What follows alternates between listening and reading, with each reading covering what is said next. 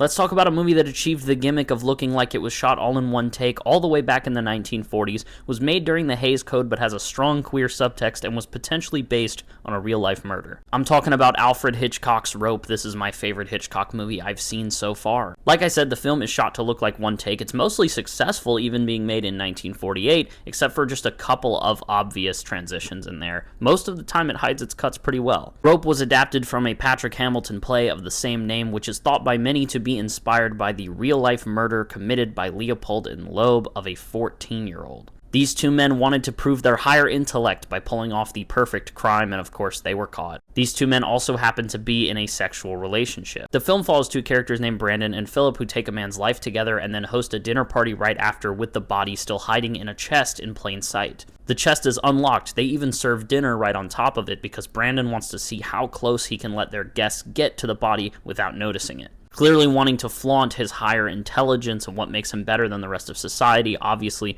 something that could draw back to that real-life murder case. And while Philip is very nervous that they're going to get found out, Brandon is like, what if we let them know? Just kidding, unless. James Stewart's character Rupert eventually enters the party, and he's the one that starts figuring them out. Something is off about these two men. These characters triangulate with so many suspicious glares and little flirtatious moments almost. This thrill of getting so intimately close to sharing your secret, but never fully revealing it. So basically, we have two men sharing a dark secret, something that they did together that makes them feel different from the rest of society. They committed their crime using the titular phallic object, the rope. And of course you have the man in the chest very clearly could represent a man in the closet. I'm not going to spoil how the film ends, but I highly recommend you check it out if you haven't. Like I said, it's my favorite Hitchcock movie. I think it sneaks in so many multifaceted explorations of its themes. James Stewart is great, but mainly the performance by John Dahl as Brandon was so entertaining to me. He's kind of campy, he's goofy. His facial control and expressions alone is just so fun. Side note, this whole idea of the audience knowing who the killer is, but the rest of the characters don't, could have maybe inspired